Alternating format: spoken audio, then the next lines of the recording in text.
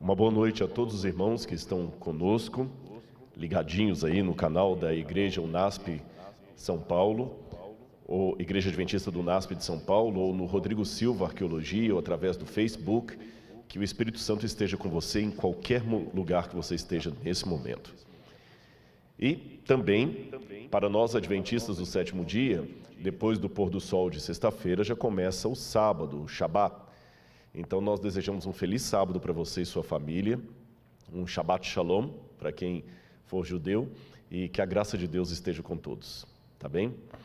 Pessoal, eu gostaria de começar o meu sermão hoje. Hoje vai ser um assunto bem difícil de lidar, de falar sobre ele. É sobre o tempo de angústia e o fechamento da porta da graça. Você vai ver aí no seu vídeo o tema de hoje, o fechamento da porta da graça, porque a oportunidade é hoje. E eu já começo a introdução desse sermão aqui, falando algo para vocês.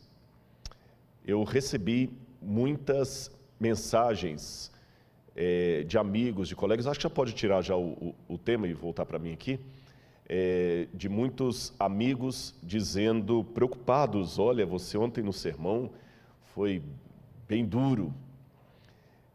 Como é que você vai reagir? Está preparado até para as pauladas que vão vir? Vão vir muita paulada. E principalmente alguns conhecendo que quem lida com o problema da depressão, às vezes pode até ter uma recaída devido a alguma lacração que vem aí, mas eu pensei bem, orei.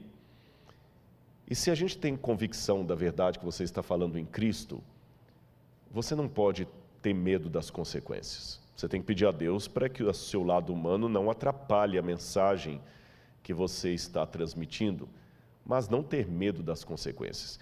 É interessante que a escritora Ellen White fala de um momento chamado de pequeno tempo de angústia, em que o remanescente fiel, ao pregar a mensagem e ver o resultado que essa mensagem trará de perseguição, de afronta, de tortura, de desentendimento, esse remanescente ficará angustiado e se questionará emocionalmente: será que nós não fomos duros demais na mensagem que nós transmitimos? Será que nós não apertamos demais? Talvez deveríamos ter sido um pouco menos duros. Ora, se esse remanescente vai ter este sentimento na hora que a mensagem for dada e a reação vier contra eles, por que eu tenho que temer algo que pode acontecer hoje, que, em outras palavras, pode ser um treinamento para o que está por vir? Mas eu tenho uma boa notícia para você ao falar sobre o fechamento da porta da graça e esse tempo de angústia que nos aguarda. Na verdade, uma boa notícia sobre o tempo de angústia. Em primeiro lugar, porque você não estará sozinho. Deus enviará os anjos para proteger você. Em segundo lugar, você estará em meio ao povo de Deus. E se você tem medo desse tempo de angústia, deixe-me dizer que você é apenas humano. Eu confesso que, não em contradição, mas admitindo o meu lado humano, perante o que eu acabei de falar aqui agora, nesse exato momento, eu várias vezes já perguntei a Deus: Senhor, será que eu estou pronto para a última crise que aguarda o teu povo? Será que eu estou preparado para a reação à mensagem que o Senhor quer que eu pregue? Será que eu estou preparado para enfrentar a perseguição do anticristo? Eu não tenho vergonha de dizer para vocês isso aqui, sabe por quê?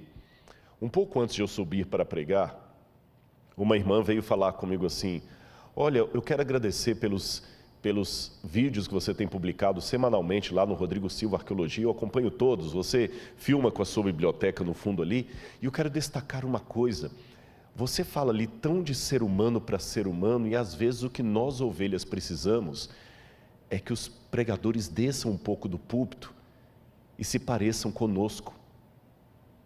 Eu louvei a Deus pelo testemunho dessa irmã. Sabe por quê? Numa das noites eu preguei sobre o que Deus fez quando estava no alto do Sinai. Ele desceu do Sinai e falou com Moisés: Moisés, faça um tabernáculo para que eu possa comer, viver e morar no meio do povo. Deus desceu do Sinai da glória dele. E esse ato de descer do Sinai foi mais emblemático ainda quando esse Deus se fez carne e habitou no meio de nós, sentindo as nossas dores, os nossos medos, as nossas frustrações. Imagina o que é passar a noite inteira orando a Deus para que o Espírito Santo o guie na escolha dos 12 apóstolos e entre eles aparecer um Judas Iscariotes. Eu sei que teologicamente tem uma questão se Jesus realmente chamou Judas ou apenas o aceitou. O fato é que Judas estava ali e numa das vezes Jesus falou: não vos chamei em número de 12. Sabe você quando ora tanto a Deus pedindo um sinal, se você deveria fazer aquela faculdade, ir por aquele emprego, e Deus parece responder tudo positivamente e na hora H dá errado?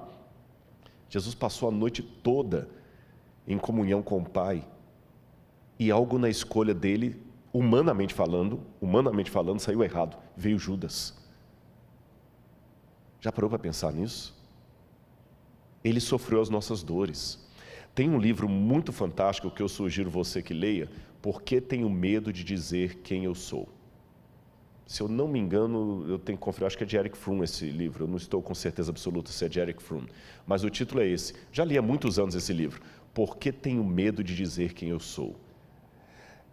A essência do livro é que todos nós nos sentimos tão pequenos, e esse livro até explica o porquê da arrogância de alguns. A arrogância dele, na verdade, é apenas uma forma de mascarar o quão pequenininho ele se sente. Ele se sente tão pequeno que a maneira que ele tem de esconder a pequenez dele é sendo arrogante, ou apontando o erro do outro, porque assim o dele fica escondido. Então nós nos escondemos atrás de capas, photoshops, agora das fotos de internet, das coisas todas, porque eu tenho medo de dizer quem eu sou. Porque se você souber quem eu sou, você não vai gostar de mim, porque nem eu mesmo gosto de mim. Então eu me escondo atrás de maquiagem sobre maquiagem. E eu admito para os irmãos, como é difícil para você que é conhecido, que tem um programa na TV, não se permitir ser confundido com o personagem. E às vezes se esconder atrás do currículo vitae, através do Lattes. Eu fiz uma menção, é verdade, ontem, que eu tenho 2 doutorados e que eu não precisaria da igreja para me sustentar, mas não foi numa situação de arrogância, foi numa situação de responder àqueles que podem achar que a minha mensagem é apenas para ficar bem com a liderança da igreja, que eu estou vendido à organização. Foi nesse sentido que eu dei aquele exemplo. Mas tirando isso, eu sei que talvez o que vai mais me aproximar de você não é o currículo Lattes, não é o título. É você saber que o pregador tem a coragem de admitir, perante milhares que estão agora ligados conosco, que eu ainda luto com a depressão. Eu não tenho vergonha de dizer isso. Eu não vou ser arrogante ao ponto de dizer que as lacrações que virão sobre um vídeo que eu coloco ou um post no Instagram que não me afetam. Lacradores, parabéns, vocês conseguem o objetivo, porque me afetam. Dói. E confesso perante todos uma grande dificuldade que eu tenho. Eu luto todos os dias com isso. De às vezes anular 1000 incentivos por causa de uma lacração. É o meu defeito. Eu fico com raiva de mim por causa disso. É o meu espinho na carne. Mas eu peço força a Deus. E é esse Rodrigo que admite para você os seus problemas emocionais, que quando estuda a escatologia, que é a doutrina dos últimos tempos, e sabe o que vai acontecer com o povo de Deus e com essa terra, no chamado tempo da angústia de Jacó, eu confesso que tenho medo. E eu vou mostrar a você nessa noite por que eu tenho medo. Eu vou mostrar textos que talvez vão arrepiar você. Mas mesmo com medo, eu tenho uma palavra de conforto para dar para você e de esperança. E a minha mão trêmula para se unir à sua, só para te dizer, você está com medo? O pregador também está. Mas se Jesus falou para ficarmos firmes nele, que ele vai cumprir a promessa, vamos ficar firmes com ele. Eu não estou aqui para apresentar para você a imagem de um super-herói.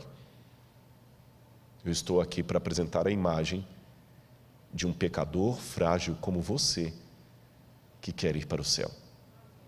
e que precisa dos irmãos. Eu preciso dos meus irmãos. É essa a essência. É por isso que eu defendo tanto essa igreja. Não é por questão de CNPJ, de comodismo, de politicamente correto. É porque são os meus irmãos. Ai de mim se não fossem os meus irmãos. Eu vou contar uma coisa para você. Eu pedi uma lista que não chegou até mim. Ao vivo é assim que se faz. Eu pedi a lista de todo mundo do marketing que está agora arrancando os cabelos aí para que tudo saia perfeito para você. Não tem aqui nenhum profissional de televisão pago. São voluntários da igreja que vão se revezando para fazer o corte. Quando eu entrei, um até brincou, olha pastor, ela aqui vai fazer o corte de você, viu? Não vai ficar tremendo agora na hora de fazer o corte. Os que cantam, ainda que tenham uma voz bonita, trabalhada, não são cantores profissionais no sentido que estão cobrando cachê para estar aqui. Não. Os câmeras que estão agora me filmando não são câmeras da Record TV, da Rede Globo, ou dos melhores cineastas de Hollywood ou do Netflix. São irmãos que aprendem a operar a câmera e estão aqui. Uma vez eu dei um estudo bíblico para um homem que hoje já faleceu e que ele era ateu quando eu comecei a estudar a Bíblia com ele e se converteu a Jesus durante os estudos. Estava se preparando para batizar, mas morreu antes que isso pudesse se realizar. O seu nome, Peter Garsten. Se você colocar na internet, você vai descobrir quem é. Um dos maiores iluminadores do Brasil. Tanto que quando ele morreu, saiu no Jornal Nacional, no Globo, a notícia: morreu o mago das luzes. Alemão. Quando ele veio estudar a Bíblia comigo, ateu, a primeira coisa que ele falou é o seguinte: eu quero um mapa e um atlas. Eu quero um atlas e uma linha cronológica da Bíblia. E falava muito de Schopenhauer. E uma vez que eu levei o Peter à igreja, eu tive duas situações interessantes com ele. Uma, quando eu levei a igreja pequenininha, lá em Areal, no Rio de Janeiro. Eu ia pregar e tinha uma irmã passando a lição de escola sabatina. Ele falou: ela é a pastora da igreja? Eu falei: não, uma irmã passando a lição. E tinha um outro cantando, e aquele é pastor? Não. Eu falei: o pastor não está aqui hoje, eu que vou pregar. Ele falou: mas todo mundo participando sem nenhum pastor? Eu falei: exatamente, na igreja adventista é assim, todo mundo participa. O púlpito é ocupado pela mulher, pelo juvenil, pelo homem, pelo adulto, pela criança, pelo idoso, pelo leigo. É lógico que numa igreja grande como esta aqui, é mais difícil ter oportunidade de púlpitos, mas numa igreja local, quem se lembra durante a semana eu expliquei o que é distrital para os adventistas, o pastor cuida às vezes de 10, 15 igrejas, 12 igrejas, ele não é onipresente. Então quem cuida da igreja na ausência dele é um ancião, é um líder, tem escala de pregação. O meu primeiro sermão na igreja eu tinha 14 anos, e o Peter falou algo que nunca mais eu esqueci. Ele falou: vocês têm aqui a democracia da liturgia. Eu falei: é isto mesmo. Já que se fala tanto em inclusão hoje, quer maior inclusão do que esta? Quando o NASP tem um coral cantando aqui à frente, e o pastor Douglas sabe disso, porque não é o primeiro internato que ele trabalha, quando eu conheci ele trabalhava no outro NASP lá de Engenheiro Coelho. Depois de lá ele foi para outro canto, fez doutorado, foi para o sul do país, e voltou para São Paulo de novo, para ser diretor de escola. Quando você tem um coral bonito cantando aqui à frente, naquele coral tem o filho de um mega empresário riquíssimo e a filha de uma lavadeira, todo mundo cantando juntinho ali do mesmo jeito. No desbravador, está lá o filho do empresário riquíssimo e o filho da lavadeira e o filho da pessoa que está até desempregado, todo mundo junto ali, todo mundo participa. Não estou querendo enfeitar a realidade para você. Na igreja também tem problemas. E se eu estou falando para alguém que fala que não quer vir para a igreja porque tem muita gente com defeitos aqui, venha, tem espaço para mais 2, 3, 4. Se você não quer vir porque tem gente hipócrita, venha, tem espaço para mais gente. Não enxergue a realidade com óculos cor-de-rosa. Tem problemas muito sérios aqui, isso é um hospital. Mas esse hospital também tem cura. E se você está assistindo alguém hoje aqui, eu sou um produto da Igreja Adventista do Sétimo Dia. Não tenho nenhum parente adventista. Paguei pesado um preço para vir para essa igreja, fui expulso de casa, humilhado, tive que dormir de favor na casa dos irmãos. E eu vou falar agora que essa igreja não presta. O que eu faço com o irmão que me deu abrigo quando a minha família me botou na rua? O que eu faço com aquela irmã que chegava todo dia lá com a pasta de dente? O que eu faço com aquela irmã piedosa, semi-analfabeta, que todo sábado está lá certinho na igreja e todo final do mês ela está dando o dízimo dela na igreja. Se eu falar que a igreja não presta, eu estou falando que aquela irmã não presta. Esse é o povo de Deus, e é contra esse povo de Deus que o diabo está se levantando. E uma grave crise aguarda o povo de Deus. E a lista que não veio é justamente todo mundo que está atuando, mas eu quero aqui prestar o meu agradecimento aos anônimos que limparam a igreja para que a gente estivesse aqui, que estão operando as câmeras, que colocaram as flores. Deus seja louvado pelos irmãos que Ele me deu. Deus seja louvado. Como eu falei, tem problemas? Tem. A igreja às vezes é como a Arca de Noé. O mau cheiro dos animais você só aguenta por causa do dilúvio que está lá fora. Mas ainda assim, é melhor dentro da arca. E quando eu digo animais, é bom eu dar uma olhadinha se não sou eu um dos mal cheirosos. Eu me olho no espelho, eu já sei os problemas que eu trouxe e eu peço que Deus às vezes não me use como propaganda dele. Entendeu? Essa igreja será sacudida, porque o inimigo tem ódio da igreja. E é por isso que eu vou falar do tempo de angústia. Olha essa mensagem que eu quero colocar para você aqui. Você por acaso já ouviu falar no pecado contra o Espírito Santo? Eu acho interessante como é que alguns temas desapareceram do púlpito nos últimos tempos. Você ia fazer antes um JA, a pergunta dos jovens era: pastor, será que eu cometi o pecado contra o Espírito Santo? Um medo. Hoje eu não vejo essa pergunta mais, sumiu. Ninguém nem pergunta mais. O que é pecado contra o Espírito Santo? Parece que ninguém mais comete isso, não tem mais medo disso. Coloca de novo na tela o texto que eu quero ler para vocês. De acordo com a Bíblia e a realidade, chega um ponto na vida em que certas características estão até tal ponto implantadas em nosso caráter, que as situações novas só conseguirão arraigá-las ainda mais em nós. Esta é uma das nossas tragédias como seres humanos. Olha o que diz o livro de Ezequiel, capítulo 3, verso 23.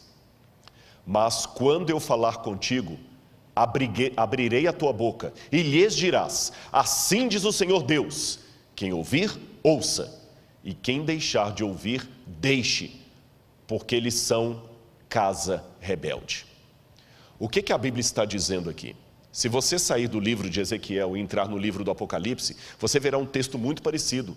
Continue o justo na prática da justiça e o injusto na prática da injustiça. Ou seja, o pecado contra o Espírito Santo é, em outras palavras, uma situação que a pessoa chega na vida de tal resistência à voz de Deus, que o Espírito Santo já não fala mais no seu coração.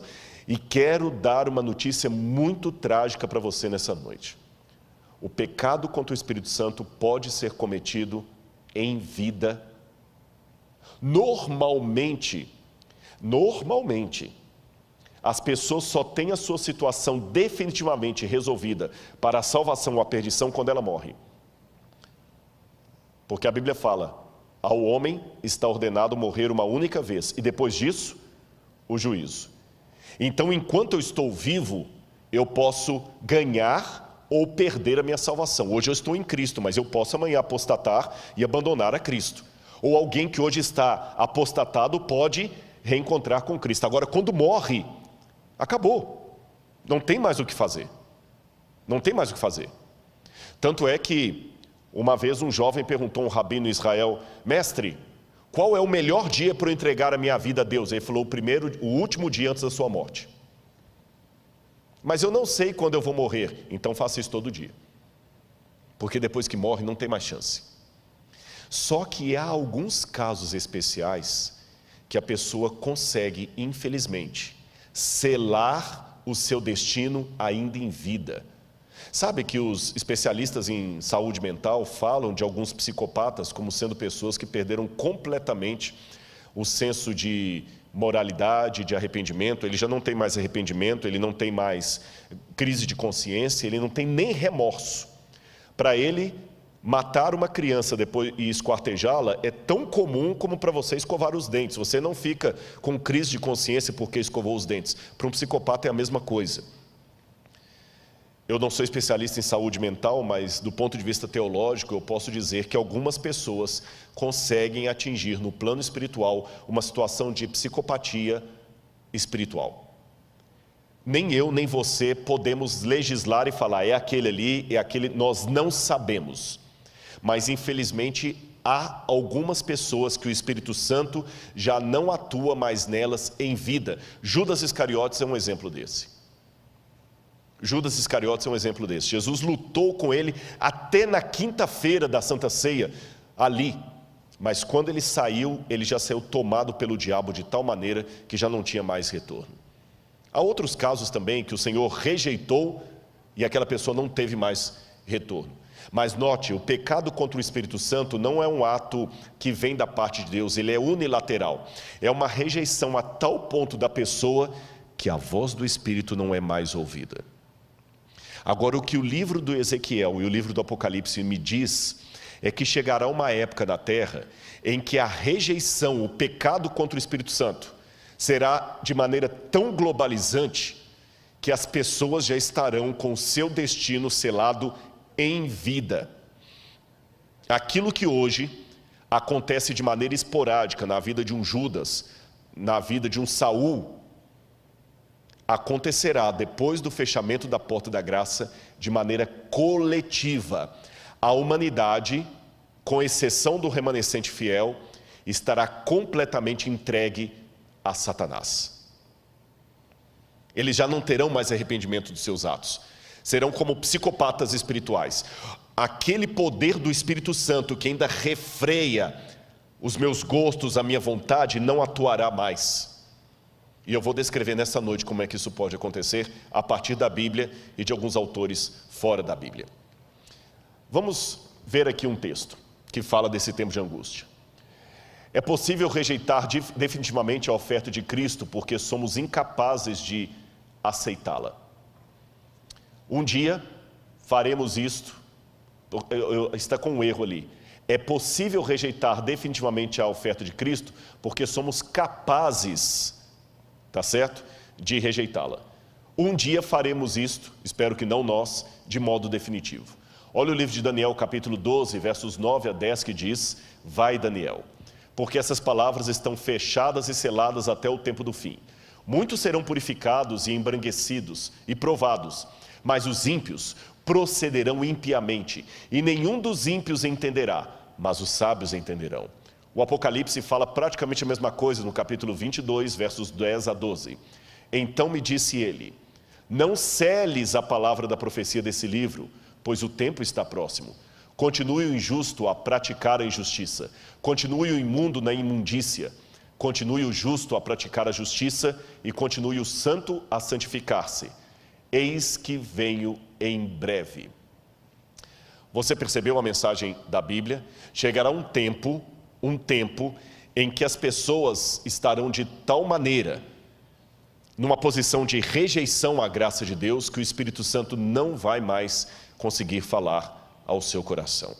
A Bíblia profetizou isso. É uma rejeição de tal maneira que não tem mais o que ser feito por essas pessoas. Isso é chamado na Bíblia de o tempo de angústia. Olha aí na sua tela.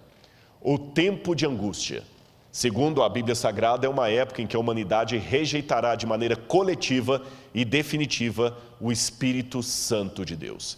Quero que você leia comigo agora o texto de Jeremias, capítulo 30, versos 5 a 7. Jeremias, capítulo 30, versículos 5 a 7. Preste atenção no que diz a palavra de Deus. Assim diz o Senhor: ouvimos uma voz de terror, um grito de medo e não de paz. Perguntem e vejam se um homem pode dar à luz a uma criança. Por que então vejo esses homens todos com as mãos na cintura, como se fossem uma mulher que está dando à luz? Por que se tornaram pálidos todos os rostos? Ah, que grande é aquele dia! E não há outro semelhante. É o tempo de angústia para Jacó, mas ele será salvo dela. É interessante que essa imagem, primeiro no hebraico aqui é um pouco dúbio, quando fala assim: Assim diz o Senhor, ouvimos um grito de terror, dá a entender o Senhor falando, ou ele o profeta, ou o profeta e outros. Pessoas gritando, homens pelas ruas, como se fossem mulheres parindo, num parto bem complicado. É interessante que essa imagem de uma mulher dando à luz a criança sempre é emblemática para falar do fim dos tempos. A mulher de Apocalipse 12, ela está gritando com dores de parto para dar à luz.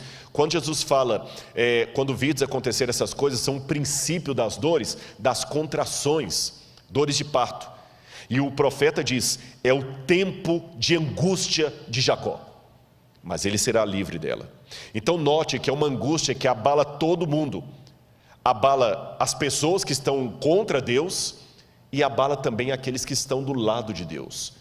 É uma angústia para os dois lados. A única diferença é que os ímpios não serão salvos da sua angústia, mas os remanescentes, fiéis, o resto da descendência da mulher, estes serão livrados dela. Vamos voltar para a tela para continuar a nossa leitura. A primeira coisa que nós temos que perguntar é: que tipo de religião nós temos com Deus? De submissão ou de luta? Se há luta, como Deus luta? Um Deus que luta e prepara para a guerra, como é isso? Eu quero explicar para você como é que funciona tudo isso aí. Se você pegar assim ao pé da letra, o que significa a palavra Islã, por exemplo? Islã, em árabe, significa submissão a Alá, submissão a Deus. Um significado de nome bonito. Quando a pessoa fala, eu sou um islâmico, eu sou um muçulmano, ele está dizendo, eu me submeto a Alá, eu me submeto ao meu Deus. Agora vamos pegar a raiz do cristianismo. Nós somos descendentes espirituais do judaísmo, que por sua vez vem de Israel. E o que significa Israel? Israel é uma composição de 3 palavras hebraicas, Ish, que é homem, Ra, que é luta, briga, El, que é Deus. Israel, o homem que briga com Deus. Olha, se falar por beleza, sonoridade do significado, é muito mais bonito dizer que você pertence ao Islã do que a Israel. Troque a palavra pelo significado. Qual a sua religião? Eu sou da religião dos que se submetem a Deus. E você? Eu sou da religião dos que brigam com Deus e prevalecem. Parece que Islã é mais bonito. Por que a Bíblia revela não o Deus apenas que submete, subjuga, mas o Deus que luta? É simples, por várias razões. Em primeiro lugar, Deus nos quer de maneira voluntária e não de maneira forçada. Por isso que Ele luta conosco, porque sabe que nós resistimos. E às vezes para o nosso bem Ele tem que nos segurar. Você já viu uma situação de uma criança tendo que tomar uma injeção dolorida, bezetacil, e como o pai tem que segurá-la? E quando o pai segura aquela criança, o que acontece? Ela se debate com o pai. Mas por amá-la, o que ele faz? Ele luta com ela, ele segura, por amor. Quando uma criança, às vezes o avião está para aterrissar e ela não quer ficar na cadeira quieta, quantas vezes a mãe tem que segurar a criança aqui, porque está com turbulência, para o bem dela, ela resiste. Quem não é pai, quem é insensível, fala assim, gente, tá com um sonífero nessa criança aí que ela dorme o voo todo e o pai ainda tem sossego. Mas o pai que ama, prefere uma noite de insônia, mas ele luta ali com o filho. Quem é pai de primeira viagem já não teve a situação de passar uma madrugada toda lá e a criança não quer dormir. Quem não tem um sentimento paterno fala, simples, gente, pega um pouquinho de sonífero, coloca na aguinha, dá para a criança que ela dorme a noite toda. Mas quem ama não tem coragem de fazer uma coisa dessa. Ele prefere lutar. Quem não ama quer dar o sonífero para ficar livre da criança e ter uma noite de sono. Quem ama, luta. E ele luta com a criança ali que não quer dormir. Ele luta com a criança que não quer ficar na cadeira. Ele luta com a criança que não quer tomar injeção. É assim que Deus luta conosco. Mas tem mais um outro motivo por que Deus luta conosco. Primeiro, já falei, nós somos voluntariosos, nós não queremos a injeção da cura. Nós não queremos ficar quieto na lei de Deus. Nós não queremos dormir à noite. Mas além de lutar conosco, como uma mãe ou um pai luta com o seu filho, Deus também luta porque Ele sabe que nós estamos enfrentando o grande conflito entre as forças do bem e do mal. E como você treina um soldado para o conflito? Jogando baralho com ele? Como um soldado é treinado? Não sei se eu estou falando para alguém que teve vida militar. Você joga o camarada dentro de uma barraca e taca gás lacrimogêneo lá dentro. É como aquele filme lá do Bop, né? Pede para sair. Por quê? Porque na guerra não pode ter frescura. Na guerra não pode ter, eu não como esse pão. Na guerra você sobrevive do jeito que estiver, ou você vai morrer. Não dá para ficar desesperado, você tem que ser frio. E a melhor maneira de treinar alguém para uma guerra é colocando-o em situação de guerra.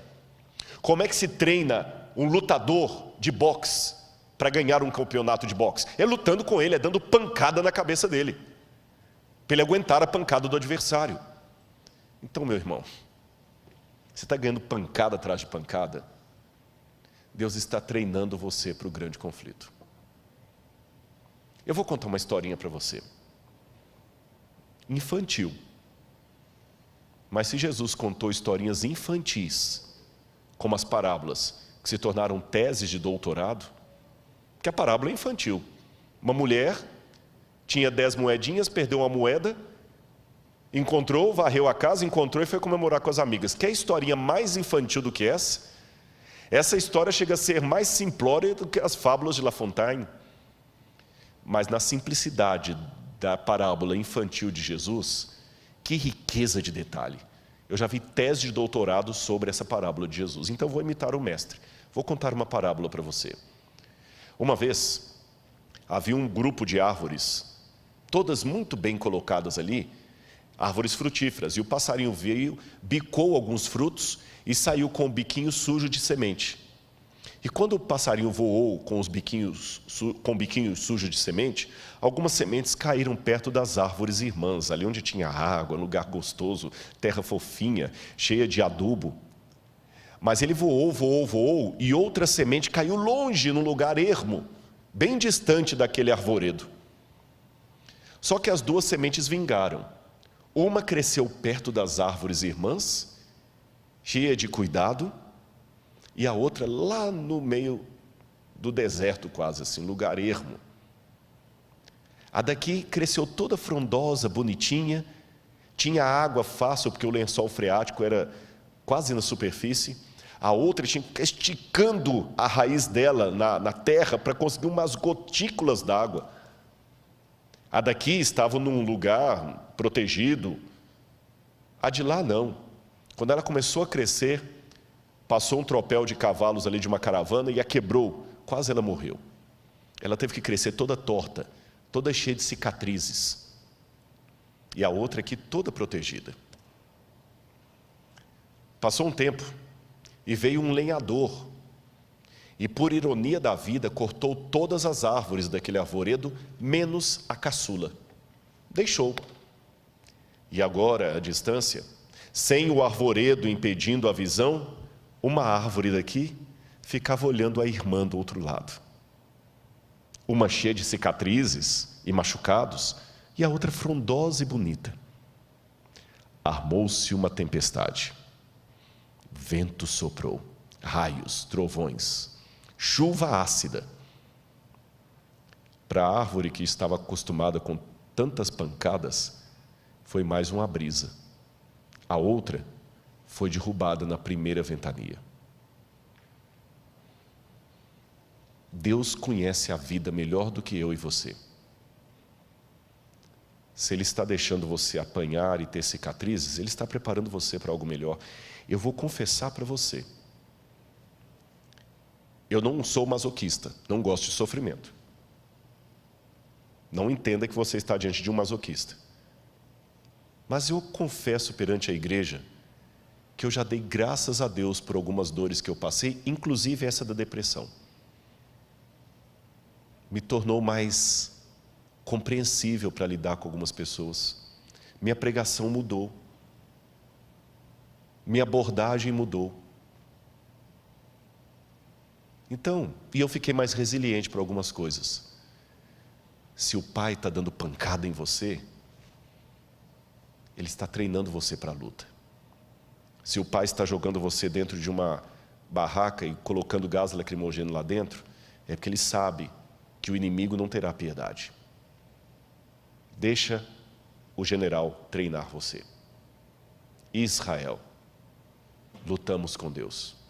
Por isso que ele esteve à beira do caminho querendo matar Moisés. Não é porque Deus é um assassino. É por isso que ele deslocou a coxa de Jacó. Não é porque Deus é um sádico.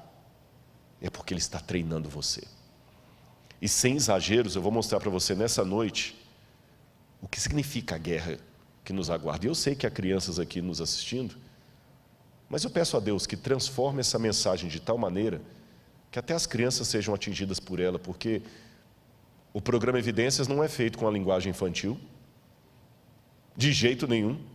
E o tanto de criança que assiste, você pode olhar sempre no Instagram, estou colocando foto de criança. Então, se Deus pode transformar o Evidências para atingir crianças, Deus vai usar essa mensagem para atingi-los, mesmo porque, se eu entendo bem da profecia, no fim dos tempos, quando a liberdade for tirada, são as crianças que serão usadas para pregar no nosso lugar. Então vamos lá. Olha a perseguição vindoura. Apocalipse capítulo 13, versos 6 a 7, 15 a 17, fala do que o anticristo vai fazer. Foi-lhe dado poder para guerrear contra os santos e vencê-los. Foi-lhe dada autoridade sobre toda tribo, povo, língua e nação. Todos os habitantes da terra adorarão a besta. Aquele que tem ouvidos, ouça. Se alguém há de ir para o cativeiro irá. Se alguém há de ser morto à espada haverá de ser morto. Porque aqui está a perseverança e a fidelidade dos santos. Foi-lhe dado poder para que fossem mortos todos os que recusassem adorar a imagem, como obrigou a todos, pequenos e grandes, ricos e pobres, livres e escravos, a receberem certa marca na mão direita ou sobre a testa, para que ninguém pudesse comprar nem vender, senão aquele que tivesse a marca, que é ou o nome da besta, que é, ou o número do seu nome. Apocalipse 13. Deixe-me dizer uma coisa para você aqui. Eu não vou, até pelo horário, eu não vou poder explicar todos os detalhes para você. Algumas coisas eu tenho falado em doses homeopáticas, seja nos vídeos que eu apresento na internet, seja no programa Evidências que eu já anunciei para vocês, que vai ser sobre o Apocalipse, mas aqui eu vou falar apenas algumas coisinhas para colocar você para pensar. As pessoas quando me perguntam, Rodrigo, será que nós estamos vivendo os últimos tempos, etc., eu digo assim, uma coisa que os adventistas aprenderam é não marcar mais data para a volta de Jesus. Por outro lado, há coisas acontecendo tão sérias que eu digo que o mundo é como alguém cardíaco. Quando você tem um cardíaco na família e ele tem uma dor forte no lado esquerdo do peito, pode ser uma dor muscular, até gases podem provocar a dor no lado esquerdo do peito. Mas se você sabe que ele é cardíaco, você não arrisca. Você coloca o remédio debaixo da língua e leva para o primeiro hospital. E você pode chegar no hospital e descobrir que era só uma dor muscular, que não era nada sério, ou que ele estava realmente infartando. Profeticamente falando, o mundo está cardíaco. E no exato momento que eu estou falando com você, eu estou vendo dores muito fortes no lado esquerdo do peito. Já houve outras na história que eram apenas dores musculares. Essa também pode ser muscular.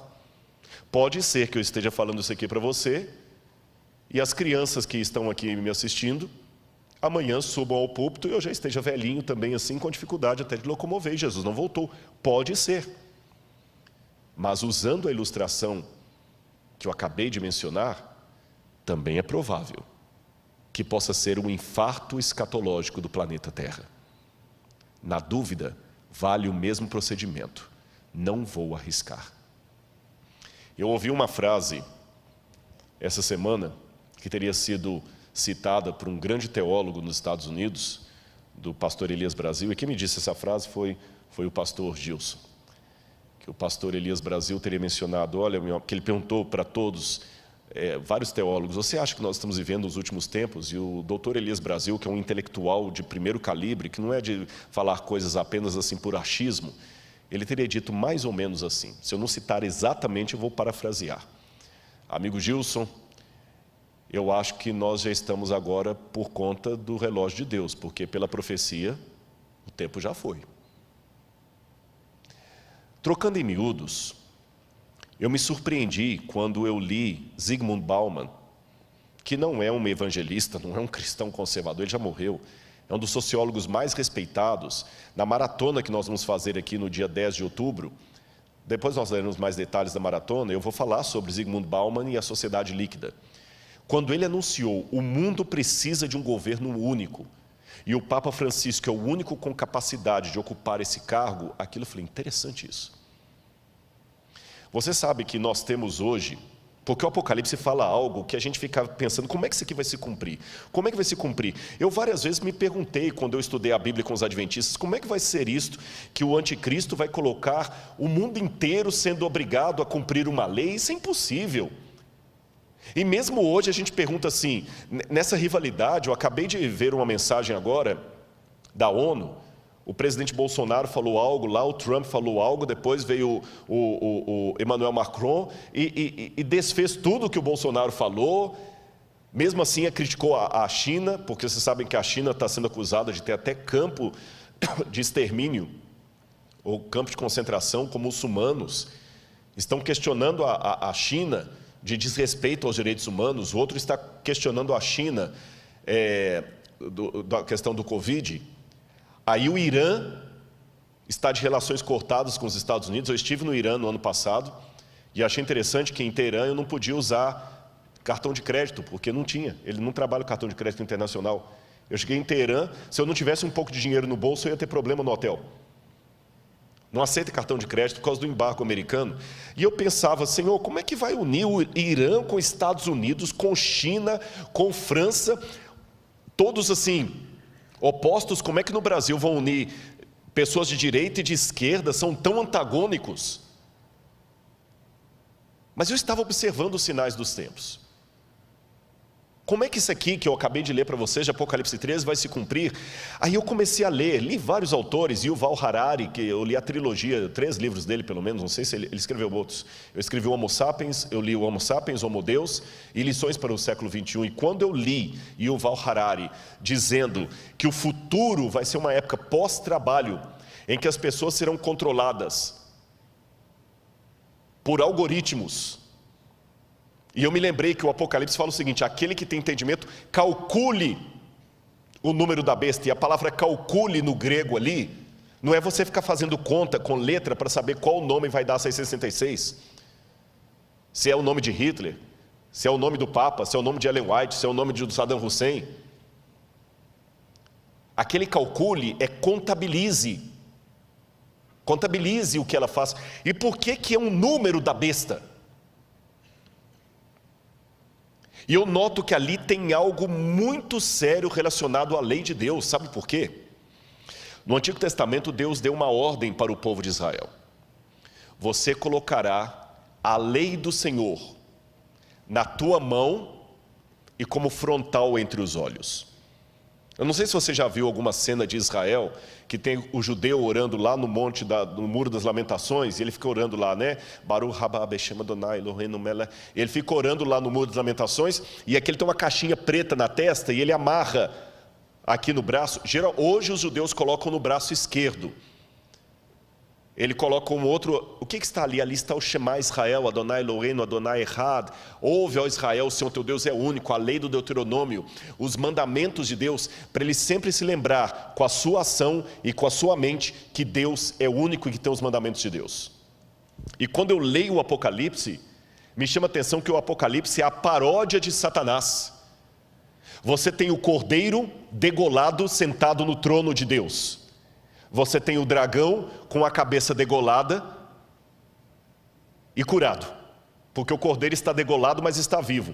O dragão também está degolado, mas está vivo. E o cordeiro senta no trono de Deus Pai, e a besta senta no trono que o dragão lhe dá. E o cordeiro coloca o seu selo sobre os 144.000, e a besta coloca a sua marca na testa. E o cordeiro coloca a marca na testa. E a paródia da besta é justamente o quê? O contrário do tefilim dos judeus. Se era a lei de Deus que tinha que estar no frontal e na mão, e ali a besta coloca um sinal na frente e na mão, eu não preciso entender isso como literal, como sendo um chip que vai estar aqui debaixo da pele. Eu preciso entender como diz o Apocalipse. É uma analogia do oposto da lei de Deus, ou seja, vai ser colocada uma lei que vai me impedir socialmente de guardar os mandamentos de Deus. Por isso que em Apocalipse 12 fala, aqui está a perseverança dos santos, os que guardam os mandamentos de Deus e têm a fé em Jesus. E quando esse dia chegar, o mundo inteiro vai se unir. Mas eu ainda volto à minha pergunta, como, Rodrigo? Você acabou de admitir aí, Irã não vai juntar. Aí o Val Harari começa a me dar uma parte da resposta. O mundo todo vai ser controlado por questão de algoritmos. O mundo vai ser controlado por algoritmos. Nós não temos dinheiro hoje para manter o mundo inteiro, não tem emprego para todo mundo. Leiam Lições para o século XXI.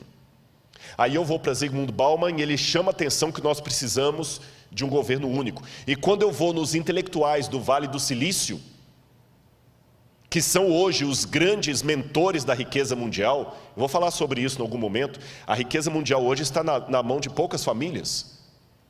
Eles falam, precisamos de um governo único. Pela primeira vez na história. E um governo mais único do que na época do Império Romano, da Babilônia. Hoje, nós temos algumas forças que são como crianças brincando em casa com faca, instrumento cortante e nenhum adulto para tomar conta delas. Quais são essas crianças? Internet. Quem controla a internet?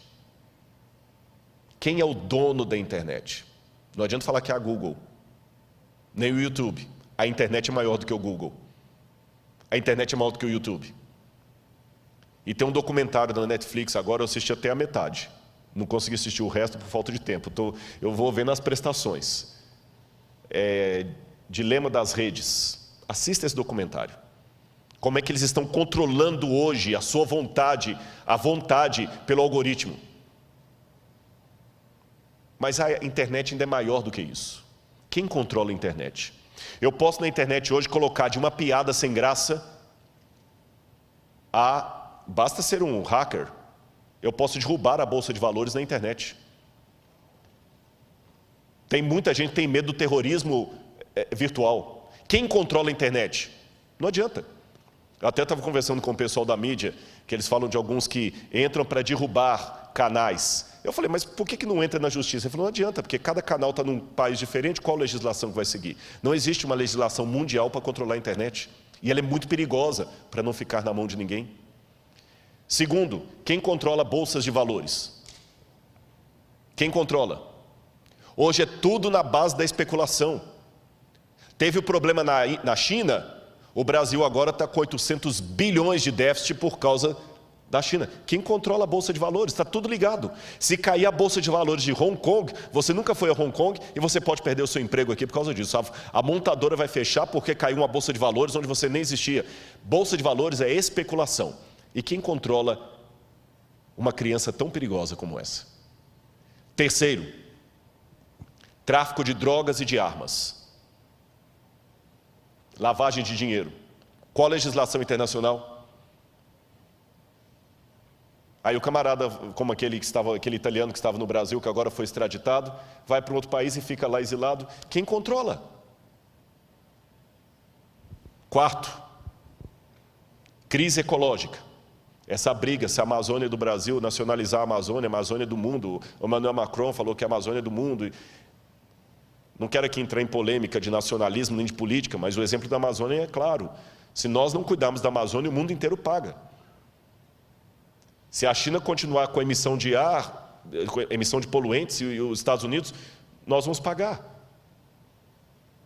Você está percebendo? Internet, bolsa de valores, O NASP, pastor Douglas sabe disso, é um administrador. Vocês podem passar um problema financeiro sério aqui que não tem nada a ver com a sua administração, nem do tesoureiro, só porque caiu a Bolsa de Valores lá fora e veio em cadeia.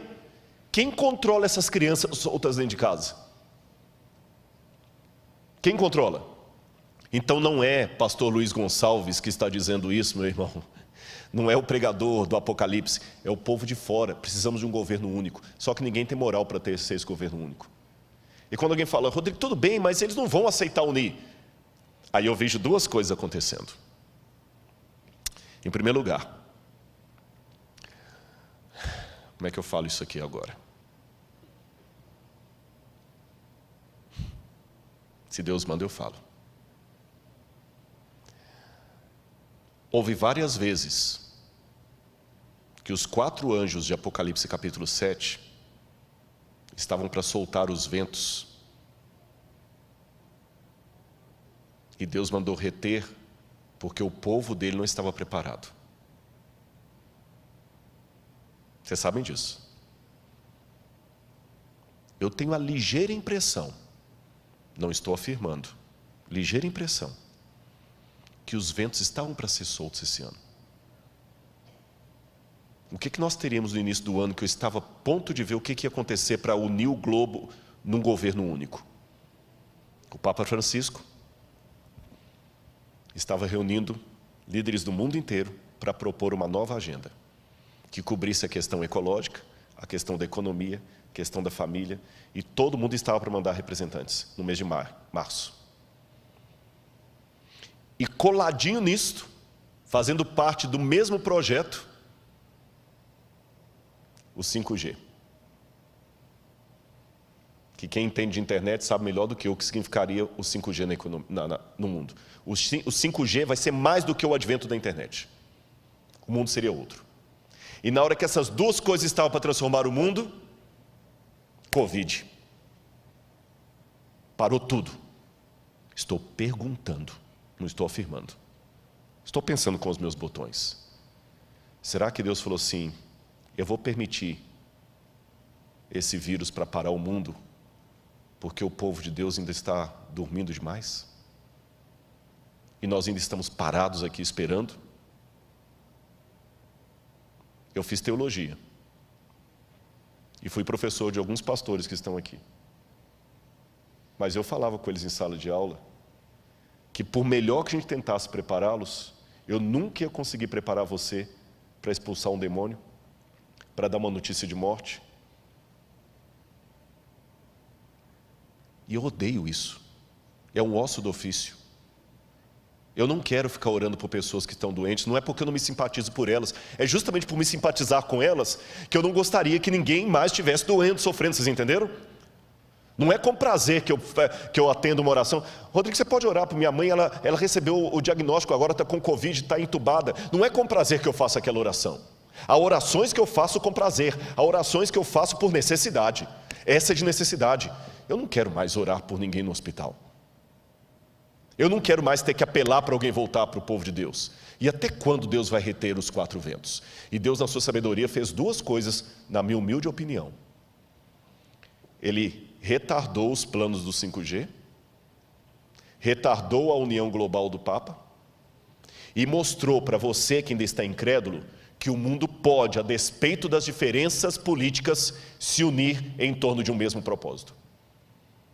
Seja de esquerda ou de direita, está todo mundo usando máscara. Seja a França ou o Irã, está usando máscara. Seja Israel ou a Arábia Saudita, estão usando máscara. O Covid parou o mundo. Parou o mundo. Um decreto mundial pode parar o mundo. É isso que o Apocalipse falou que vai acontecer. Eles estão pedindo um governo, agora fala-se localização, não é mais globalização.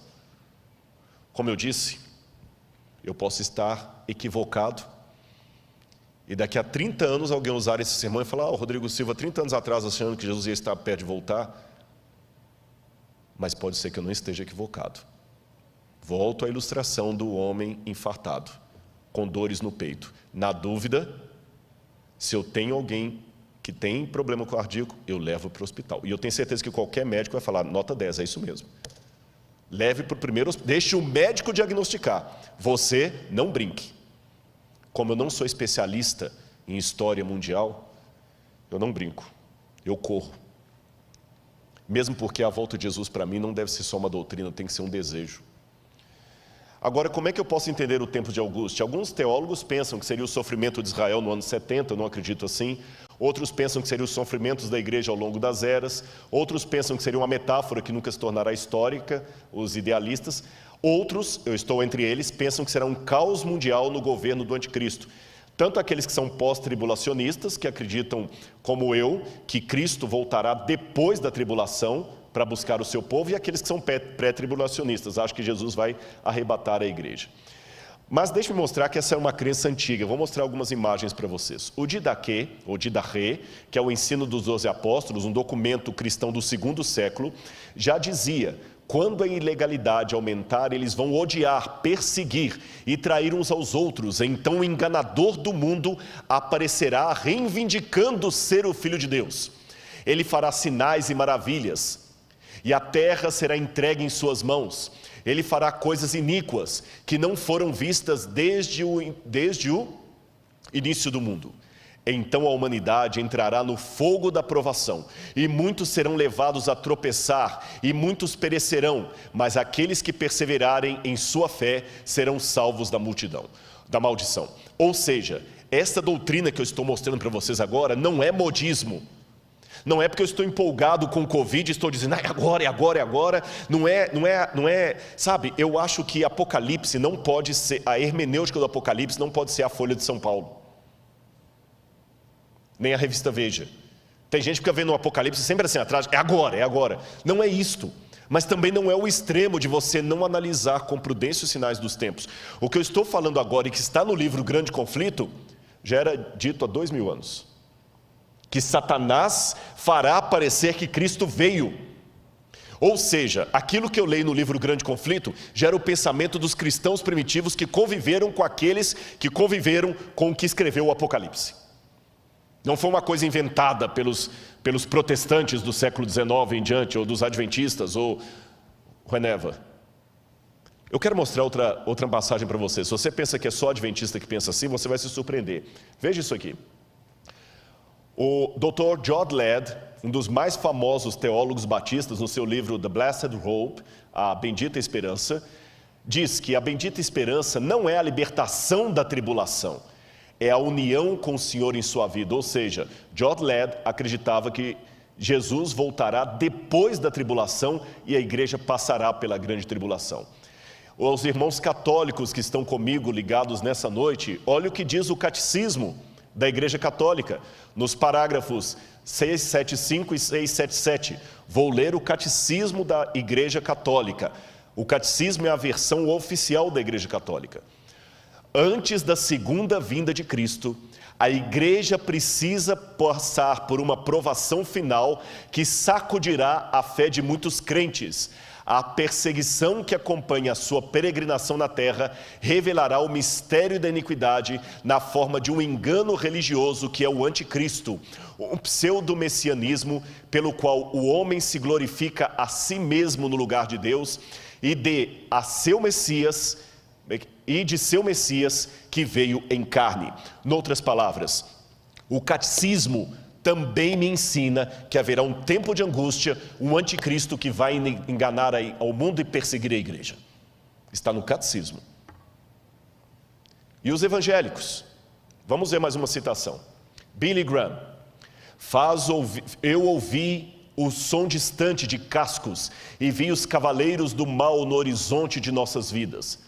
Há sérios problemas à frente para o nosso mundo, para todos nós que vivemos nele.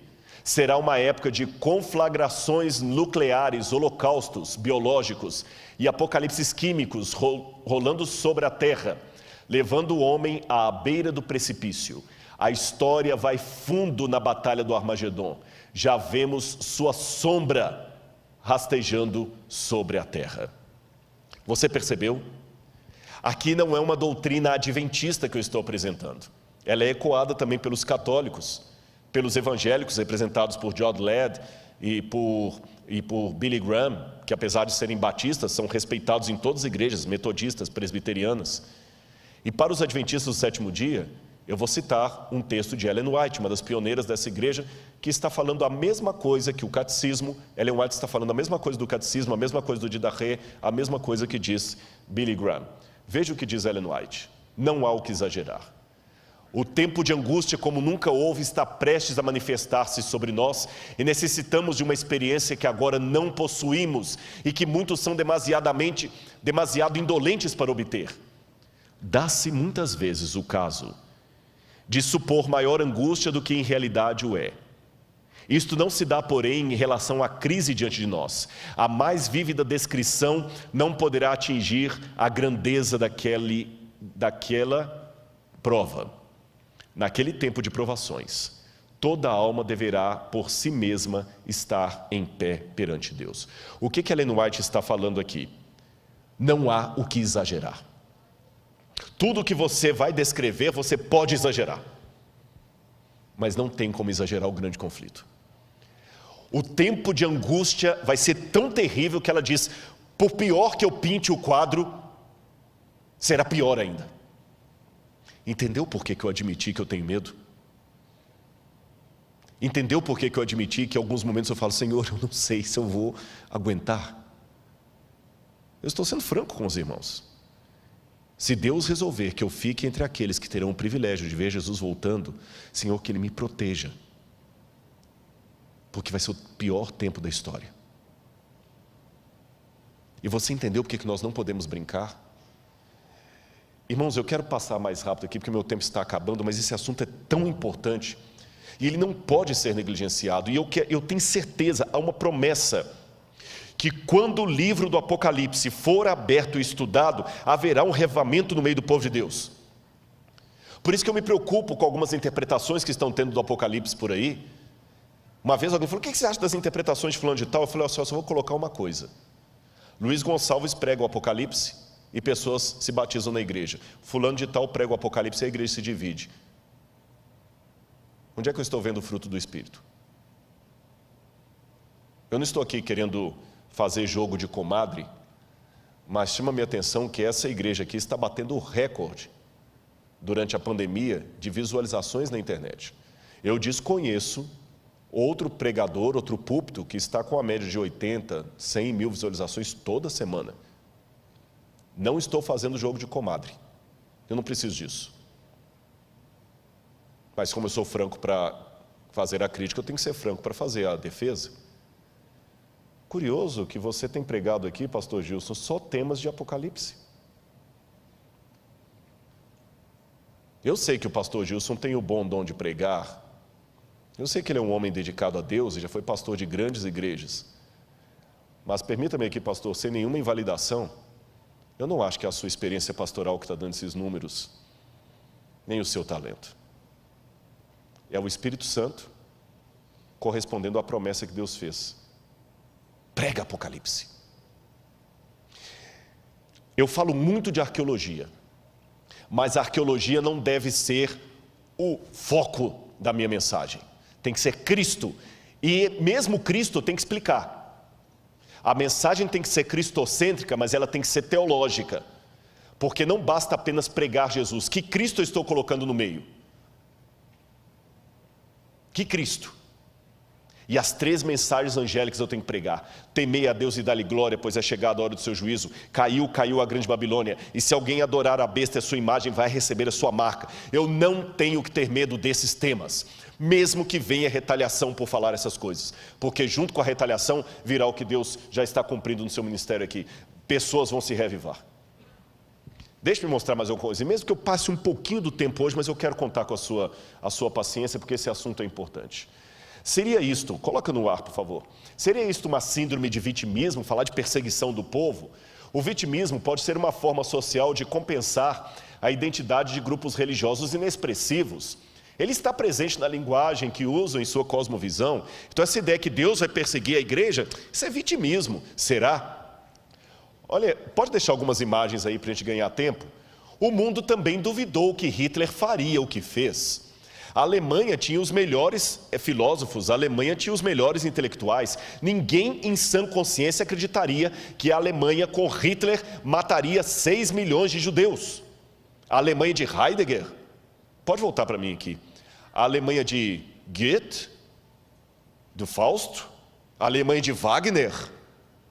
A Alemanha é um país tão intelectual que a gente, quando faz doutorado em teologia, eu não falo alemão, mas eu fui obrigado a fazer uma prova de alemão para o doutorado, e quando eu perguntei ao meu professor, por que eu tenho que fazer prova de alemão? Ele falou assim, porque há coisas no alemão. Eu falei, muitos livros já estão em inglês. Ele falou, mas tem coisas em alemão que não se traduzem. O alemão é uma língua tão filosófica que você explica, você não traduz o alemão.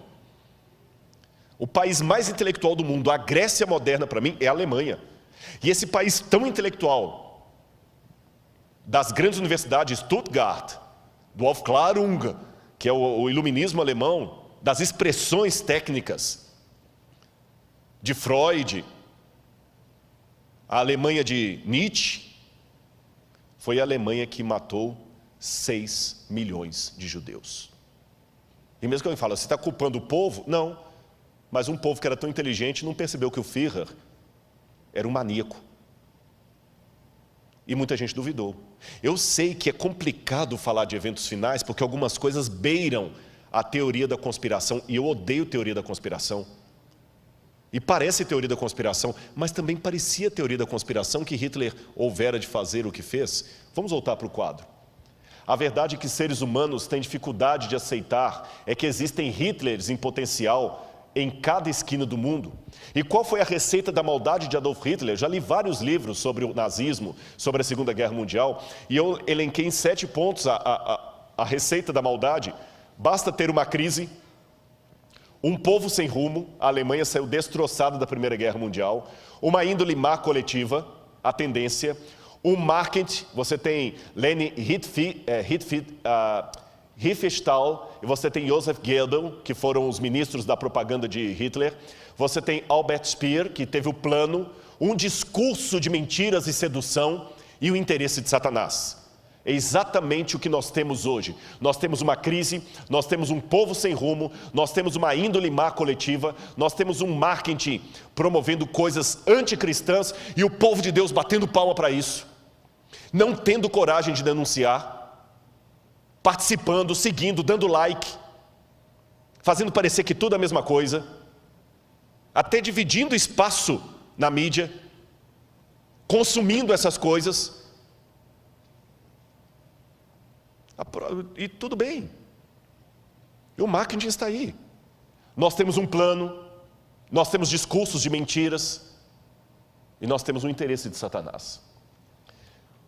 Thomas Malthus, em 1798, o ano que marca o tempo do fim, ele fez uma profecia catastrófica, que o mundo ia entrar numa situação de fome, porque enquanto a população crescia em sentido geométrico, a produção de alimentos era em sentido aritmético, então teria mais gente do que comida, seria uma catástrofe. Hoje, inclusive, Thomas Malthus influenciou a teoria da evolução das espécies de Charles Darwin. Contudo, hoje as pessoas não acreditam mais na teoria de Thomas Malthus, porque nós temos mais produção de alimentos do que gente. Mas, porém, contudo, entretanto, todavia, há algumas pessoas que estão revendo os dados de Thomas Malthus. Eu quero apresentar uma pesquisa para você aí. Essa pesquisa foi feita por John Calhoun, nos anos 1960, chamada Halo Comportamental, da Behavioral Sync. Ele fez um exercício de sociologia, onde durante vários meses, ele colocou camundongos do tipo Norway Rats num cômodo, e ele percebeu como esses ratos, eu tinha um vídeo para mostrar, mas por medo de derrubarem a página, eu não mostrei esse vídeo, onde ele mostra os ratos, como eles se comportam como seres humanos. Eu vou descrever para você o comportamento daqueles ratinhos na gaiola comportamental. Eles tinham as casinhas, os próprios ratos se organizaram para ter a rua. As fêmeas tinham uma relação monogâmica.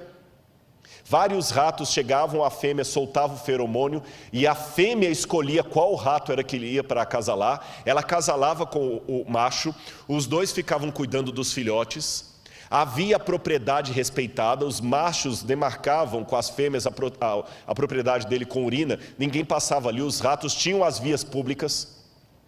Os ratos eram solidários, viviam bem.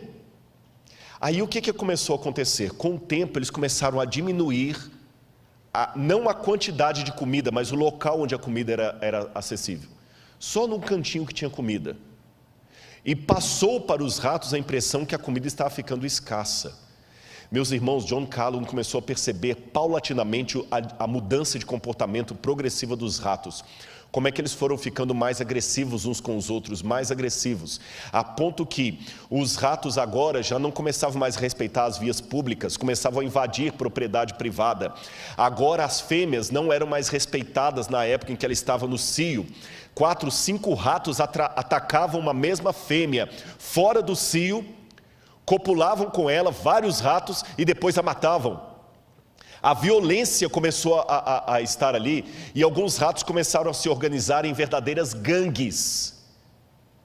E começaram a matar uns aos outros, e começou a diminuir a população, porque os ratos iam ficando cada vez mais agressivos e mudando o comportamento deles. E começaram a fazer coletivos de ratos, que começaram a morar agora em lugares tipo um apartamento, e os ratos dominantes ficavam no topo e obrigavam os outros ratos a irem levar comida para eles e batiam nos outros ratos e começavam a descer em gangues.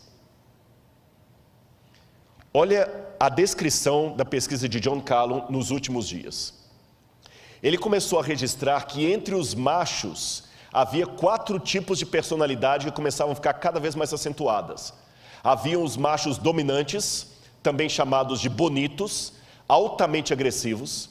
Havia machos homossexuais, insinuavam-se a membros do mesmo sexo, ou fêmeas estéreis, que eram atacadas pelos dominantes. E antes que alguém ache que é homofobia o que eu estou falando, não é homofobia não, meu amigo, eu só estou repetindo o dado de uma pesquisa científica que foi apresentada. Não havia esse comportamento antes da crise. Agora começavam machos se insinuando sexualmente para machos. Tá certo? Não estou falando agora que o homossexual é uma distorção, que é uma doença, não estou falando nisso, eu estou apenas descrevendo o que aconteceu. Está ali nos dados, pega o artigo científico, eu coloquei até a foto do artigo científico, é só isso que eu estou falando. E não havia esse comportamento antes. E essa situação de machos se insinuarem para machos, começou a ficar cada vez mais comum. A situação de machos agredindo fêmeas, e até matando-a, começou a ficar mais comum. É isso que eu estou acentuando. Outro detalhe, vamos voltar para a tela. Havia os passivos que começavam a mover como zumbis entre a população, completamente apáticos. Havia os sondadores, hiperativos, hipersensuais, bissexuais e canibais. E as interações sociais dos ratos tornaram-se cada vez mais de curta duração. Os instintos de cortejo sexual e parentesco desapareceram. E quando John Calhoun, que não era um evangelista, não era um teólogo, não era um pastor, ele terminou de fazer essa pesquisa, a primeira pergunta que todos fizeram é: será que o que aconteceu no laboratório com os ratos pode acontecer com a humanidade se a previsão malthusiana de Thomas Malthus vier à tona? Será que nós vamos ficar assim? Será que isto poderia acontecer conosco? Calhoun continuou seus estudos por muitos anos. No entanto, a publicação de 62 colocou o conceito em domínio público. E assim ele tomou espaço na cultura popular como uma analogia do comportamento humano. Ele acabou se aposentando do Instituto Nacional de Saúde Mental em 1984, mas continuou a trabalhar em suas pesquisas até sua morte em 1995. E hoje nós vivemos o que é chamado de neo-malthusiano. Por quê? O mundo hoje está passando, pode colocar em mim aqui, uma situação muito análoga à daqueles ratos. Nós ainda temos quantidade de comida em grande escala, mas como na experiência, elas estão concentradas em poucos pontos do planeta. E o resultado, olha aí na sua tela. A cada 4 segundos, uma pessoa morre no mundo por fome. A cada 4 segundos, mais de 1 bilhão de pessoas, 18% da população mundial, não tem acesso à quantidade mínima de água para o consumo. Entre 100 pessoas, 1 estaria morrendo de fome, 15 estariam desnutridas e 21 com excesso de peso, segundo uma pesquisa feita por Fritz Erickson, da Ferris State University. Enquanto isso, no chamado mundo de Deus, novos estudos, observam que, apesar dos progressos das últimas décadas, cerca de 800 milhões de pessoas não têm simplesmente o que comer.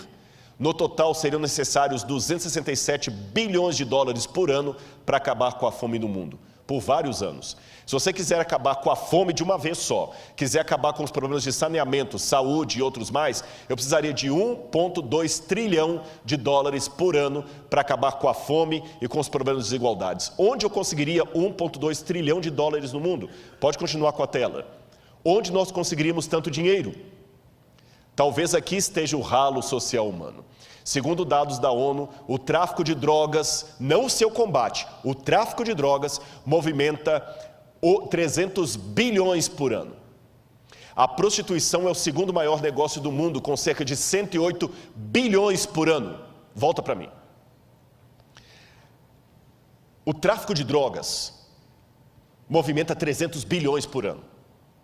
Você pode falar, tá, mas eu não participo do tráfico de drogas. Você não participa do tráfico de drogas, mas fica enaltecendo aquele jogador que é usuário costumado de drogas e não vê problema em que seu filho consuma os discos, ou o youtuber que é usuário de drogas e fica defendendo liberação da maconha. Esse youtuber também está ajudando, está contribuindo com os 300 bilhões de dólares que é gasto só com tráfico de drogas. Não pense no tráfico de drogas só no rei do morro, que está ali, no chefe do narcotráfico. Há tráfico de drogas correndo à torta e à direita, com um monte de pessoas midiáticas que defendem isso na mídia. Filmes que olham como tudo sendo normal. Está na hora dos irmãos voltarem a ser um pouco mais conservadores. Filmes como, eu até esqueci o nome, aquele de motoristas que ficam dirigindo para cima e para baixo. Velozes e Furiosos. Isso não é filme para cristão assistir. E não sejamos hipócritas, não é entretenimento, isso mexe com você. Você gostaria de morar num condomínio que aqueles motoristas loucos daquele filme ficam passando na rua em alta velocidade? Não. Então não deixe o seu filho ficar assistindo isso e aprendendo. E os joguinhos de internet que só incentivam isso. Eu conheço pais casados que às vezes a esposa está fazendo a comida lá e ele está jogando esses joguinhos violentos, cheios de coisa. Isso não é entretenimento para cristão? E quando é que a gente vai ter que dar a cara a tapa e falar que nós devemos voltar ao conservadorismo? Não ao tradicionalismo. Tradicionalismo é besteira. Mas um pouco de conservação não faz mal. E a promiscuidade que eu falei. Muitas mães acham lindinho vestir as meninas como a Anitta. E se falar de modéstia cristã agora, você virou moralista, chauvinista, patriarcal. E ninguém fala contra essas coisas, mas está movimentando tudo aquilo ali. Vou mostrar mais dados, coloca de novo aí.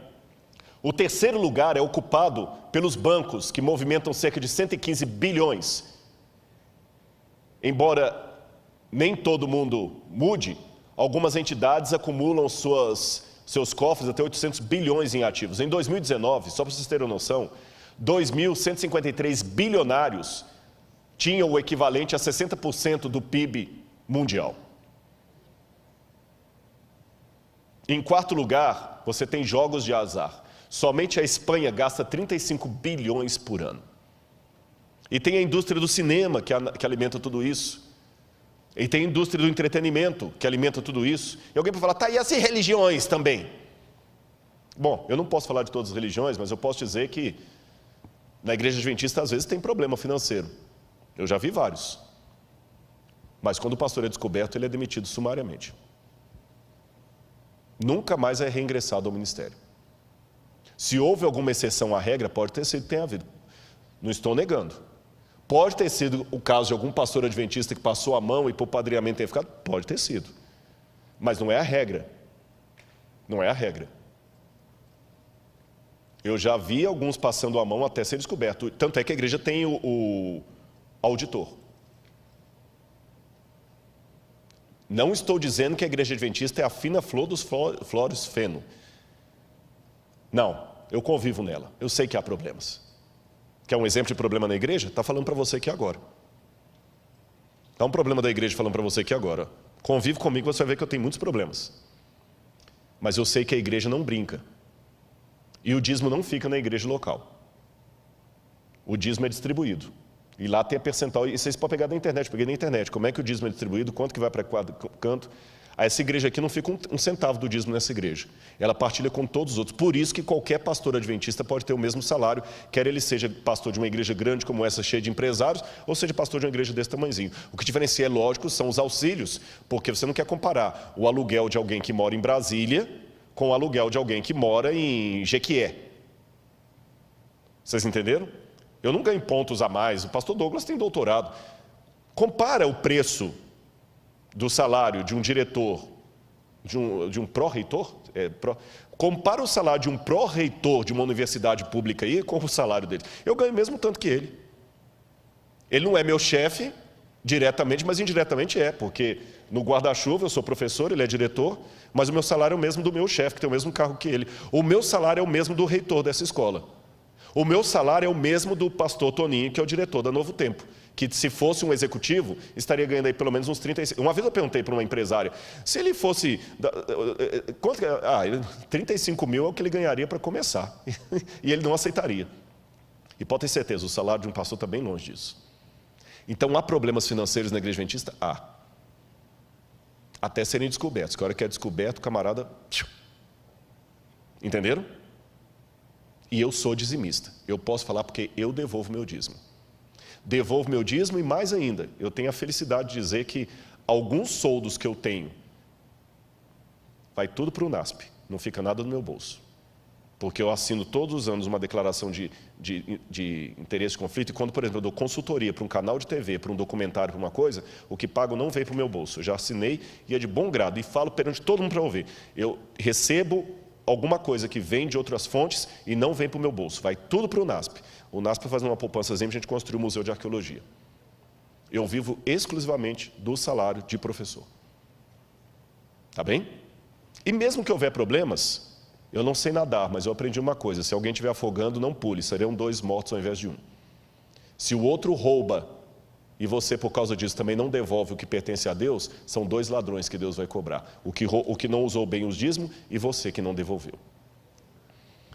Agora, a sociedade está entrando ralo abaixo.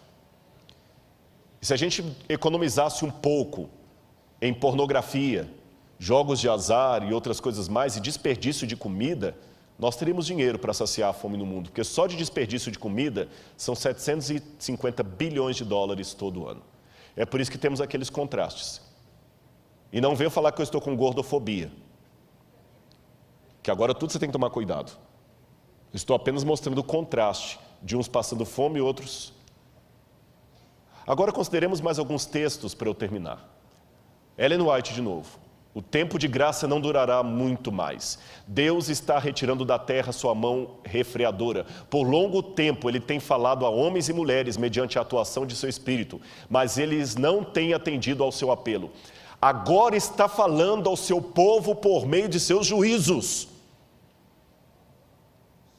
Será que o Covid já não é uma demonstração dos juízos de Deus? Por que a gente tem medo de falar isso? Por que eu acredito que o fogo que caiu em Sodoma e Gomorra é fogo de Deus? Por que eu acredito que as pragas que caíram no Egito é praga de Deus? Por que o Covid? Não fale, por quê? Rodrigo, mas você está me ofendendo, porque o meu pai morreu de Covid. Não estou. Sabe por quê? Eu dei o exemplo ontem aqui. Babilônia não veio por acidente de história. Foi Deus que mandou a Babilônia como um juízo sobre Israel. E Daniel, sendo fiel a Deus com seus companheiros, foi parar onde como escravo? Na Babilônia. Então, até que o fechamento da porta da graça aconteça, pessoas fiéis a Deus acabam sendo atingidos pelo juízo de Deus. A única diferença é o seguinte: se Deus permite que um filho e uma filha dele fiel sofra as consequências do seu juízo antes do fechamento da porta da graça, é para que aquilo sirva de testemunho para outros, da mesma maneira que Ele permite o martírio de pessoas que morrem por sua fé. Então, se o seu pai, se a sua mãe é uma pessoa fiel a Deus, e Deus não impediu que ele morresse de Covid, leia da seguinte maneira: Deus não impediu que o seu pai morresse de Covid, como também não impediu que o apóstolo Paulo morresse degolado, mesmo sendo tão fiel a Deus. Deus permitiu que o seu pai morresse por causa desse vírus que veio da China, como permitiu que Daniel fosse para a Babilônia. Mas o fato de Daniel sofrer o revés da Babilônia não significa que a Babilônia não era um juízo de Deus sobre o seu povo. Entendeu minha comparação? Ficou esclarecido?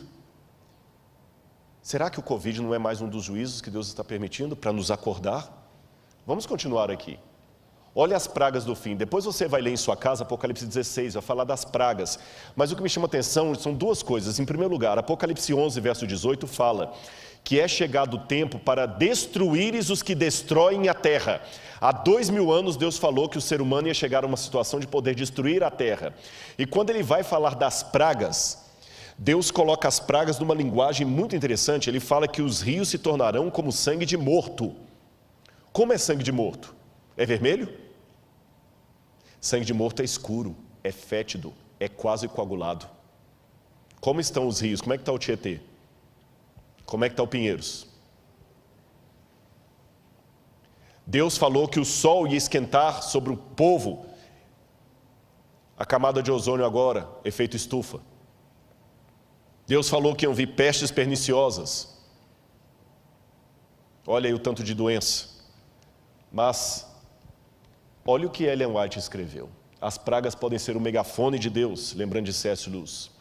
Ela diz, as pragas de Deus já estão caindo sobre a terra, arrebatando os edifícios suntuosos como um sopro do fogo de Deus. Esses juízos não farão que os cristãos professos caiam em si. Deus permite que sobrevenham para que o mundo se acautele e os pecadores temam e tremam diante dele. Um pouquinho das taças da ira de Deus já tem permissão para cair na terra. E o mar é afetado e os elementos da atmosfera. As causas dessas condições incomuns estão sendo investigadas, mas inutilmente. Deus não tem impedido que os poderes das trevas levem avante sua nefanda obra de poluir o ar, uma das fontes da vida e nutrição com um miasma fatal. Não somente é afetada a vida vegetal, mas o homem sofre de epidemias. Estas coisas são o resultado de gotas das taças da ira de Deus que estão, presente do indicativo ativo, sendo borrifadas sobre a terra e constituem apenas débeis representações do que ocorrerá no futuro. Interessante que Ellen White escreveu isso em 1891, mas o primeiro livro para falar sobre poluição no mundo só foi publicado na década de 1930 por Rachel Carson, chamado Silent Spring, Primavera Silenciosa. Somente em 1930 foi publicado o primeiro livro do mundo falando de poluição. E Rachel Carson foi ridicularizada pelos cientistas da época. Só que 70 anos antes de Rachel Carson, Ellen White usava pela primeira vez a palavra poluição na natureza. Deixe-me esclarecer uma coisa aqui sobre as pragas. Preste atenção. As pragas de Apocalipse 16 possuem uma assinatura que só Deus pode dar. Mas elas não retiram a coautoria do diabo e do homem, porque as pragas saem do santuário. Apocalipse 16 está dividido em duas partes. A primeira, segunda, terceira e quarta praga são sofrimentos durante o tempo de angústia. A quinta, a sexta e a sétima envolvem os livramentos do povo de Deus. Também gostaria de esclarecer que essas pragas, pelo menos as primeiras delas, são literais ou pelo menos são da mesma natureza histórica das pragas do Egito. E essas pragas cairão sem mistura de misericórdia depois que a porta da graça se fechar. Mas antes que a porta da graça se feche, Deus já está permitindo que algumas gotas dessas pragas caiam ainda mescladas de misericórdia, para ver se eu e você nos acordamos. E todo mundo pergunta, até quando vamos usar máscara? E eu pergunto, até quando vamos ser teimosos no pecado para ficar nesse mundo? E como Satanás prepara o terreno? De muitas maneiras, alienação, cria alienação, glutonaria, intemperança, que as pessoas não conseguem raciocinar direito, síndromes psíquicas, excesso de informação e pouco conhecimento, síndrome do pensamento acelerado, que falou Augusto Cury, causas, distúrbio psíquico, excesso de informações, paranoia do consumo da estética, consumismo excessivo, incentivo ao consumismo, Não comemos para nos alimentar, não nos vestimos para nos cobrir. Temos mais do que precisamos e ainda assim estamos famintos, sedentos, ignorantes. Geração rebelde sem causa. Cria uma geração que torna os pais, líderes e mais velhos reféns dos caprichos de uma juventude que não está mais acostumada com frustrações. O medo de ofender não deve ofuscar o dever de falar a verdade. Cria um Jesus apaixonado. Músicas gospel que estão transformando Jesus num adolescente apaixonado. Jesus vive fazendo declarações de amor e implorando a nossa aceitação. Ele não demanda nada, pelo contrário, ele promete tudo se aceitarmos o seu pedido de namoro. Jesus agora é um bobo apaixonado, não mais um Deus querendo nos salvar. Visões unilaterais de Cristo. Não basta dizer coisas bonitinhas sobre Jesus, precisamos acentuar quem ele era, o que ele ensinou. Usam tons agressivos apenas com a tradição da igreja, mas macio com o secularismo, que também é um erro. Vivemos numa troca da ética pela estética. Jesus curou pessoas e perdoou pecados, mas ele também pegou o chicote e mostrou a sua ira no templo. Ficar mostrando só o Jesus bonzinho sem o Jesus do chicote não adianta. Sabe, uma igreja às vezes que torna pessoas muito apáticas, legalistas ou apenas emocionalistas. Crise externa, crise interna. Para a sabedoria humana, tudo isto agora parece impossível, mas ao ser retirado dos homens o Espírito de Deus, o qual tem o poder de reprimi-los, e ao ficarem eles sob o governo de Satanás, que odeia os preceitos divinos, hão de acontecer coisas estranhas. Quando o tremor e o amor de Deus são removidos, o coração pode se tornar muito cruel. E eu termino apenas colocando para vocês um pensamento aqui de Sigmund Freud, o pai da psicanálise. Freud dizia o seguinte, que o ser humano só é diferente por causa das convenções sociais.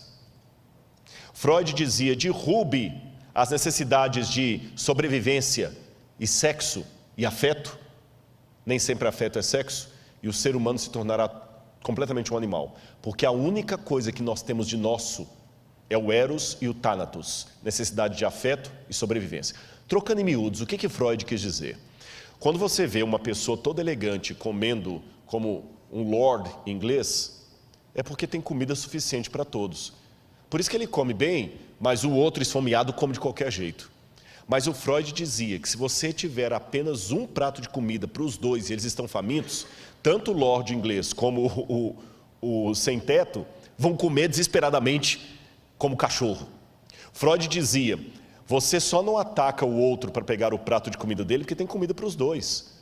Mas se não tiver comida para os dois, quem tiver maior força, leva. Então, segundo Freud, quando nós estivermos em situação de caos, todos nos tornaremos animais irracionais.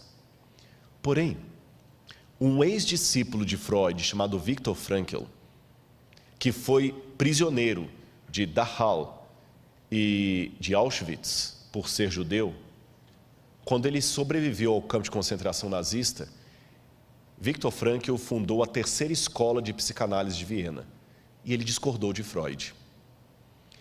Ele disse, o que Freud teorizou sentado nas poltronas de veludo vitorianas, eu vi na prática, porque no campo de concentração tiraram de nós o respeito, tiraram de nós a comida, a proteção, tiraram tudo.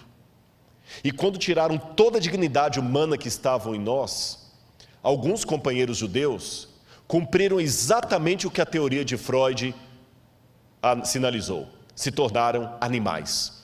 Porque eu vi judeus se prostituindo porque estavam excitados uns com os outros. Eu vi um judeu se prostituindo para ganhar um pouco mais de sopa no café da manhã.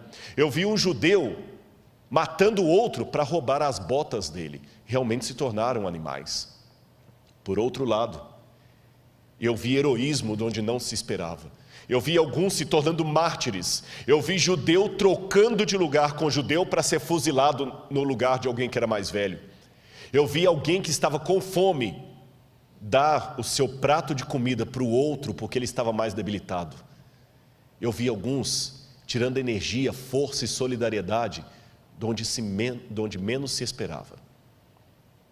Então, o que eu concluo, discordando de Freud, dizia Viktor Frankl, é que diferente do que ele teorizou, na hora da crise, é que as máscaras caem. Aí que o verdadeiro caráter vem à tona. Na hora da crise, alguns se transformam em porcos, mas outros se transformam em santos. Quando o fechamento da porta da graça ocorrer, ou até um pouco antes, porque eu acho que o Espírito Santo não vai sair da terra assim de maneira estanque, ele vai começar a sair aos poucos. Que o mundo estiver completamente enlouquecido, louco, varrido. Eles não vão estar tão unidos assim, porque o Apocalipse fala que os 10 chifres vão se unir com a mulher, mas vão odiar a mulher. Então o Irã vai continuar odiando os Estados Unidos, a China vai continuar odiando a França e assim por diante. Os de esquerda vão continuar odiando os de direita, os ateus vão continuar sendo ateus. Mas assim como todos obrigatoriamente se uniram em torno do Covid, eles vão se unir em torno do anticristo, nem que seja provisoriamente. E quando, como diz o catecismo, como disse Billy Graham, como disse o Didarré, como disse Ellen White, quando o diabo fizer parecer que Cristo veio, meu Pai, que Deus nos proteja da loucura coletiva desse mundo. Porque muitos se transformarão em porcos, mas outros se tornarão santos. Qual dos dois papéis você desempenhará? Fique ao lado de Jesus. Eu quero convidar o dueto para cantar a música final. E durante a música eu vou pedir para eles colocarem o QR Code. Se você sentir no seu coração o desejo de estudar mais a Bíblia, conhecer mais isto, entre em contato através do QR Code, aceite esse apelo, aceite a Jesus, materialize isso através do QR Code. Mas Rodrigo, peraí, eu sei que você ficou até agora, o tempo está estourado, mas você só falou de desgraça, tragédia, onde é que está o bem de tudo isso? Quando a gente está com quem você ama, você não tem medo. Uma vez um pai perdeu a esposa num grave acidente. E ele chegou em casa, e ele não quis ir para casa de ninguém, e depois do velório, ele estava na sala, tudo escuro, ele chorando, Deus, o que vai ser da minha vida, como é que eu vou criar minha filha? Daqui a pouquinho, ele só viu um chorinho, papai, vem cá, papai está aqui. E os passinhos vindo no corredor assim, com medo, estou com medo, vem cá, papai está aqui. Estou com medo, papai está aqui. Ela foi para o colo dele, e ela falou assim, papai, a mamãe não vai voltar, né? Não. Eu estou com tanto medo, papai. Eu tenho medo do escuro. Sim, mas papai está aqui. O senhor está aqui. Não precisa acender a luz. Eu estou com saudade da mamãe. Eu estou com medo do escuro. Mas eu sei que o senhor está aqui em casa. Então eu vou dormir tranquila. Eu vou contar para você uma coisa. Quando ele colocou a filhinha de volta na cama, ele virou para Deus e fez a mesma oração. Pai, estou com medo, está escuro, eu não posso ver o seu rosto, mas eu sei que o Senhor está aqui. E é essa oração que depois da música eu vou querer fazer com você. Eu estou com medo. Estou com medo. Não pense que é fácil falar as coisas que eu tenho falado aqui. Eu tenho medo de um monte de coisa. Tenho medo da lacração. Tenho medo de não entenderem. Tenho medo de perder quem eu amo. E para piorar, eu não consigo ver o rosto de Deus. Mas Ele fala ao meu coração, filho, eu estou com você. Ele fala através das pessoas que vêm me dar testemunho. Rodrigo, obrigado, sua mensagem serviu para mim. Então, eu posso virar para Ele e falar, Senhor, está escuro nesse mundo, eu não posso ver o Teu rosto, e estou com medo, mas eu sei que o Senhor está comigo. Se for preciso, eu vou enfrentar o tempo de angústia. E quero ter você comigo. Confia em Deus. Confia em Deus.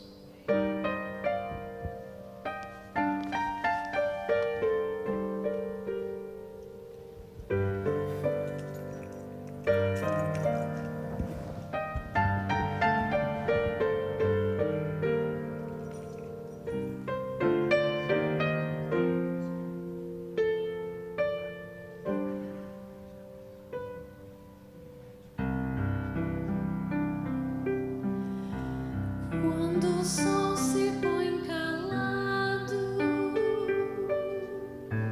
e o dia se desfaz, posso então sentir a brisa e o frio que a noite traz. No silêncio escuro, o medo do que eu não consigo enxergar, dos perigos que me cercam e me assustam sem parar. Mas eu não temerei a noite, nem a mais profunda escuridão. Eu enfrentarei as trevas, pois sozinho nunca estarei. O meu Deus me guarda na noite, Ele sabe onde eu devo andar. Não preciso ver o caminho, basta em sua mão segurar.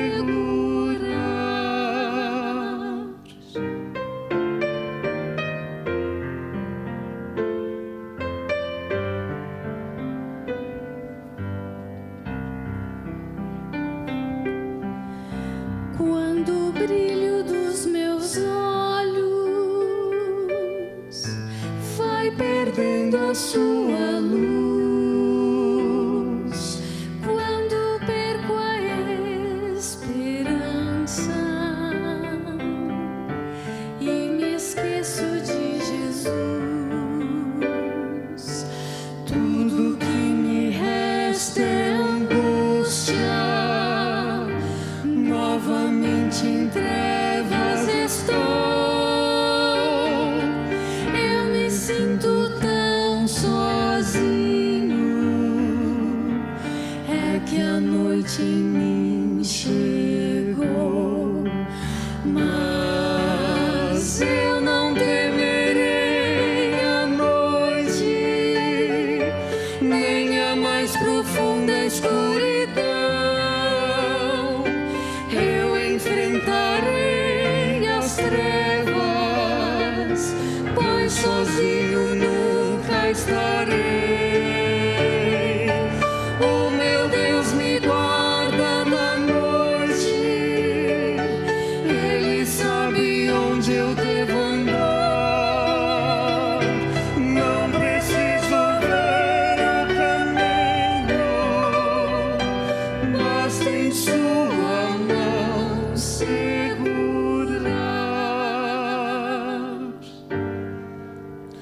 Eu não temerei a morte, eu não fugirei da dor.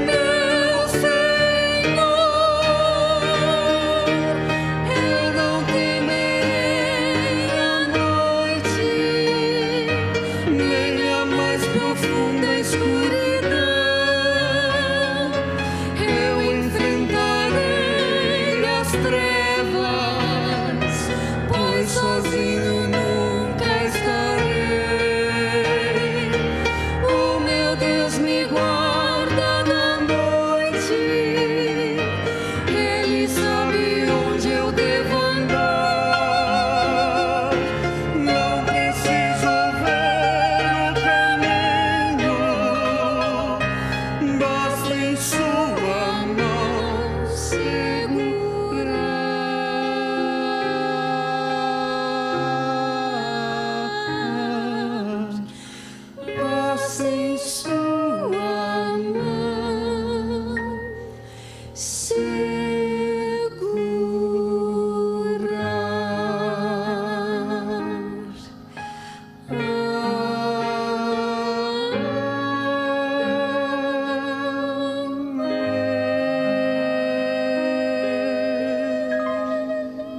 Amém. Eu vi muitas coisas estranhas aqui essa noite.